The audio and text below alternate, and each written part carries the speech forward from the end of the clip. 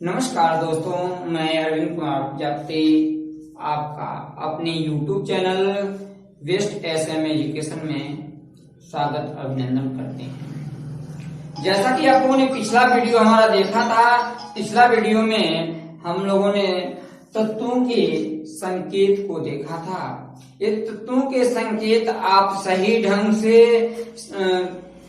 Description के अनुसार यदि आपने उसको कहीं किताब से याद कर लिया हो तो आइए हम आपको समझाते हैं कि जो रासायनिक पदार्थ हैं वह रासायनिक पदार्थों के सूत्र हम कैसे बिना रटे सिर्फ समझ गए तो आप बड़े से बड़े सूत्र को भी लिख सकते हैं। समझने की जरूरत है, रटने की जरूरत नहीं। यहाँ पर लिखा है formula of the chemical substance यानी कंपाउंड, यानी रासायनिक पदार्थों के रासायनिक पदार्थों के सूत्र। अब सूत्र हम आगे आप लोगों को बताएंगे। सूत्र कई प्रकार के होते हैं, लेकिन यहाँ पर हमें अणुसूत्र से चलना है और वह सूत्र रासायनिक पदार्थ को हम यौगिक के नाम से भी जानते हैं।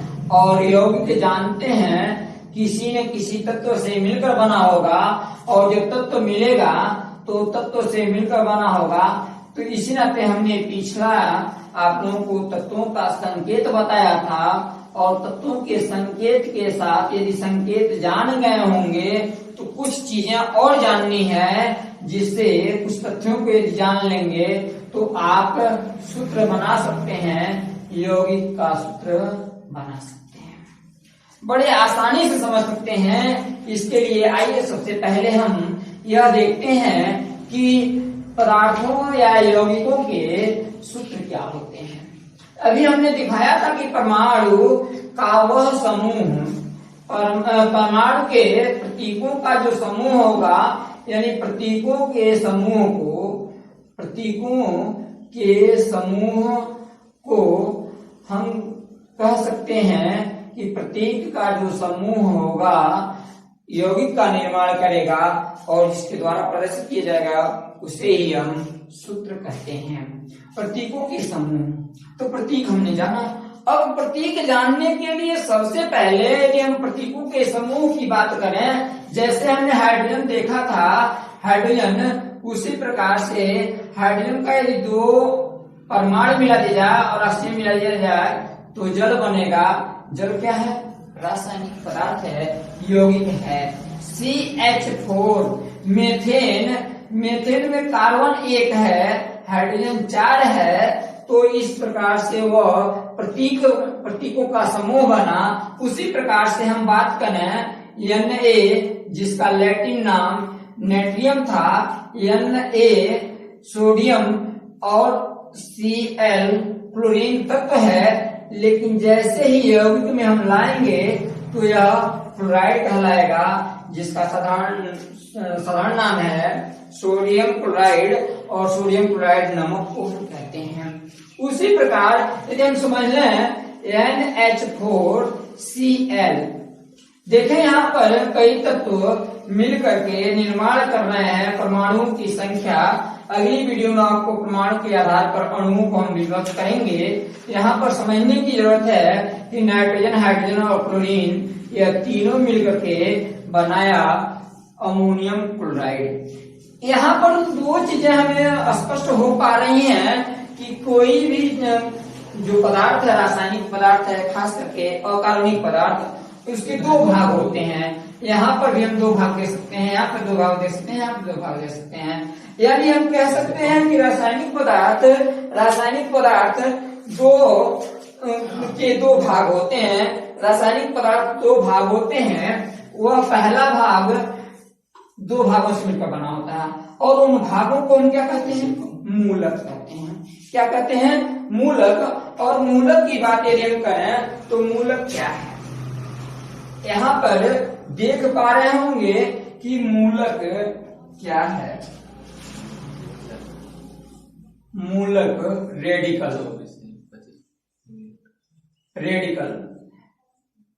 रेडिकल यानी प्रतीकों किसी यौगिक के अणु में उपस्थित वह परमाणु समूह जिसका रासायनिक संगठन निश्चित होता है और जो रासायनिक क्रियाओं में एक स्वतंत्र रूप से भाग ले सकता है उसे मूलक कहते हैं।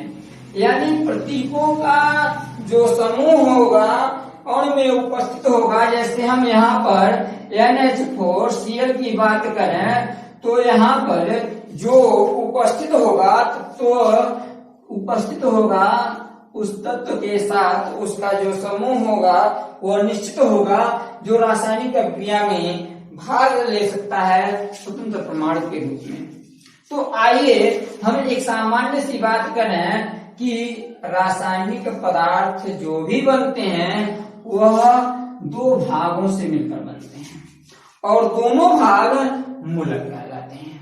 प्रत्येक भाग को हम मूलक कह सकते हैं। यानी हम फिर से रिपीट कर दे रहे हैं कि किसी यौगिक के परमाणु में उपस्थित परमाणुओं के एक रासायनिक संगठन को निश्चित करता है उसे हम मूलक कहते हैं। मूलक की बात करें तो मूलक कई प्रकार के होंगे। यानी हम यहाँ पर एक शार्ट रूप में कर सकते हैं पदार्थों के दो भाग होते हैं और प्रत्येक भाग को हम क्या कहते हैं, प्रत्येक भाग को मूलक कहते हैं। तो यहाँ पर नाम स्पष्ट है कि ये दो भाग हुए तो मूलक दो प्रकार के होंगे। लेकिन यहाँ पर बात करनी है कि मूलक के प्रकारों की, तो मूलक दो प्रकार के होंगे लेकिन कैसे। आइए हम एक सामान्य से आप लोगों के जहन में डालना चाहते हैं कि मूलक के प्रकार, क्लासिफिकेशन ऑफ रेडिकल। मूलक को कई आधारों से बांटा जा सकता है। यदि हम परमाणु की संख्या के आधार पर या संयोजकता के प्रकृति के आधार पर, संयोजकता की प्रकृति के आधार पर ये हम देखें तो यह दो प्रकार का होगा। पहला होगा पॉजिटिव यानी पॉजिटिव, दूसरा होगा निगेटिव यानी पॉजिटिव जब होगा तो धनायन चार्ज होगा और जो धनायन चार्ज होगा तो उसी को हम कहते हैं क्षारीय। क्या कहते हैं, क्षारीय मूलक। यानी उसी को हम एक नाम और देते हैं भास्मिक मूलक। यानी हम यह कह सकते हैं कि वह मूलक जिस पर धनायन आवेश होता है, धन आवेश होता है, उसे हम क्षारीय मूलक, और जिस पर ऋण आवेश होगा उसे हम अम्लीय मूलक कहते हैं। अम्लीय मूलक पर हमेशा ऋण चार्ज होगा। अब यहाँ पर बात करते हैं दूसरे वर्गीकरण की। यदि हम परमाणुओं की संख्या के आधार पर देखें, परमाणु की संख्या के अनुसार देखें तो भी इसे दो वर्गों में बांट सकते हैं। और पहला वर्ग होगा सरल मूलक और दूसरा होगा जटिल या मिश्रित, या हम कह सकते हैं यौगिक मूलक। जब परमाणु केवल अकेले मूलक का कार्य करेगा, यह परमाणु यौगिक को बनाने का कार्य करेगा, वह होगा सरल मूलक। और यदि यौगिक के बनने में दो या दो से अधिक परमाणु मूलक बना रहे हो तो उसे हम कहेंगे जटिल मूलक। आगे यदि हम अगले वर्गीकरण की बात करें, संयोजकता की संख्या के आधार पर, संयोजकता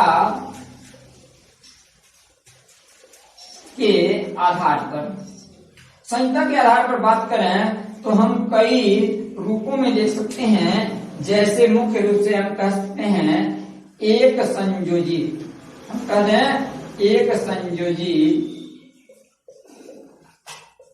संयोजी मूलक। दूसरा द्विसंयोजी मूलक। तीसरा त्रिसंयोजी मूलक। और चौथा है चतुष्क संयोजी मूलक। नाम से यह स्पष्ट है जिसकी संयोजकता एक होगी, चाहे वह प्लस हो या माइनस हो, धनायन हो या ऋणायन हो, वह एक संयोजी होगा। जिसकी संयोजकता 2 होगी, वह चाहे वह प्लस हो, माइनस हो, सरल हो, जटिल हो, वह द्विसंयोजी होगा। त्रिसंयोजी जिसमें 3 संयोजकता होगी, चाहे वह प्लस माइनस 3 हो, प्लस 3 हो, चाहे माइनस 3 हो, प्लस 2 हो, माइनस 2 हो, प्लस 1 हो, माइनस 1 हो, उसे हम एक संयोजी, द्विसंयोजी और त्रिसंयोजी कहेंगे। उसी तरह से चतुर्थ संयोजी जिसकी संयोजकता +4 और -4 हो, उसे हम चतुर्थ संयोजी कहते हैं। आइए उदाहरण के साथ हम आपको क्लियर करते हैं। क्लियर करने के बाद अभी हम देखेंगे कि क्षारीय मूलक जिस पर धनावेश होता है, जैसे हम देखें सोडियम पर प्लस चार्ज होता है, उसी तरह से यह एक संयोजी है। आगे हम बात करें, हम देख सकते हैं पोटेशियम धनावेश। उसी तरह से यदि ऋणायन की बात करें तो क्लोराइड, ब्रोमाइड, आयोडाइड, ऑक्साइड। उसी तरह से ऑक्साइड की संख्या 2 होती है। अब यहाँ पर हम देख सकते हैं कैल्शियम +2, यहाँ पर देख सकते हैं मैग्नीशियम +2। उसी तरह से हम देख सकते हैं एल्युमिनियम की संख्या होती है +3, क्रोमियम की संख्या होती है +3। उसी प्रकार से यहाँ पर हम नाइट्रेट की बात करें, नाइट्रेट यहाँ पर संयुक्ता माइनस है, यानी जहां पर माइनस होगा वह सभी का सभी अम्लीय होगा, जहां प्लस होगा वहां सभी का सभी क्षारीय होगा। यहाँ पर हमें आप लोगों को बताते हैं कि इसमें कुछ ऐसे तत्व लाए गए हैं जो सरल अकेले तत्व है। जैसे हम बात करें सोडियम की, सोडियम जो है धनायन है लेकिन अकेले है, एक तत्व है, इस नाते सरल मूलक होगा। क्लोराइड है Cl-, क्लोराइड है, यहाँ हम अम्लीय अलग कर दिए हैं, लेकिन यहाँ पर सरल मूलक है क्योंकि एक ही तत्व है। लेकिन यदि हम बात करें ऑक्साइड हाइड्रोक्साइड की, OH हाइड्रोक्सिल समूह यानी हाइड्रोक्साइड, यहाँ OH ऋणायन में होगा। यहाँ पर O और H हाइड्रोजन और ऑक्सीजन 2 मिलकर के बना है, इस नाते इसे जटिल में रखा जाएगा। इसके बाद यदि हम नाइट्रेट की बात यहाँ देख लें, NO3- 1, इसकी संख्या -1 है, लेकिन उस पर 2 से अधिक तत्व भाग ले रहे हैं, इस नाते इसे जटिल मूलक कहेंगे। अब आप समझ पा रहे होंगे कि कौन ऐसा होगा। जैसे हम अमोनियम की बात करें, अमोनियम NH4, यह अकेले नहीं है, नाइट्रोजन और हाइड्रोजन से मिलकर बना है, इसकी संख्या +1 होती है।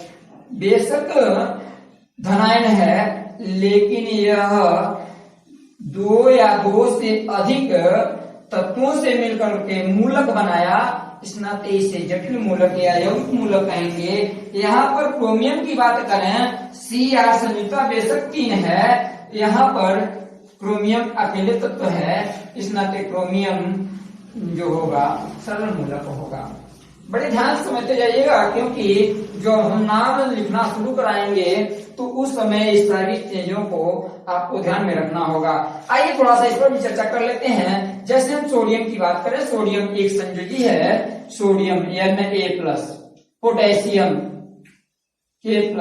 यहाँ पर देखें एक संयोजी है, यहाँ पर हम धनायन में लाए थे, यहाँ पर लिख सकते हैं धनायन NH4+।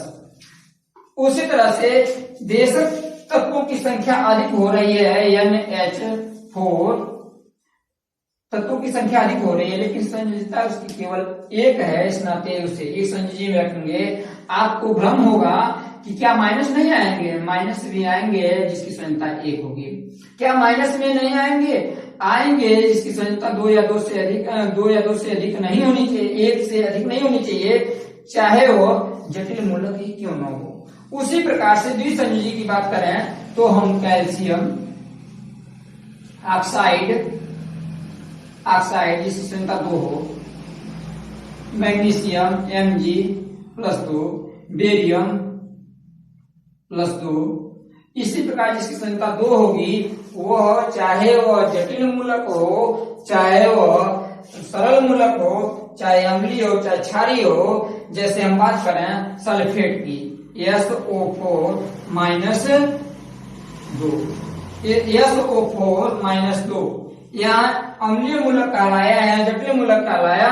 यहाँ पर सल्फेट जो होगा हम यहीं पे लिख देना है सल्फेट -2, जिसकी संख्या 2 होगी वो द्विसंयोजी। त्रिसंयोजी की बात करें, त्रिसंयोजी में ऐसे सरल या जटिल मूलक आएंगे, अम्लीय या क्षारीय आएंगे जिसकी संख्या 3 है। जैसे हम यहाँ पर देखना है एल्युमिनियम की संख्या +3, फेरिक Fe+3, फिर क्रोमियम Cr+3। खास करके इंटरमीडिएट वाले विद्यार्थी इस चीज को ध्यान में रखेंगे, यह प्रैक्टिकल की दृष्टि से भी बहुत इंपॉर्टेंट है जब हम मूलकों की पहचान करते हैं। इसी प्रकार से हम यदि हम यहाँ पर देखते हैं फास्फेट मूलक, बोरेट मूलक जिसकी संख्या -3 है, इस नाते इसे हम क्या रख सकते हैं, त्रिसंयोजी में रखी जाएंगे।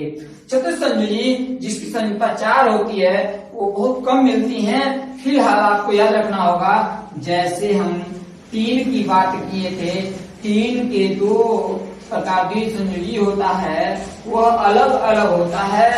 3 SN+4 होगा तो स्टैनिक होगा, उसी तरह से Pb लेड +4 होगा तो प्लम्बिक होगा, +2 है तो प्लम्बस होगा, स्टैनस में +2 है तो वह स्टैनस होगा।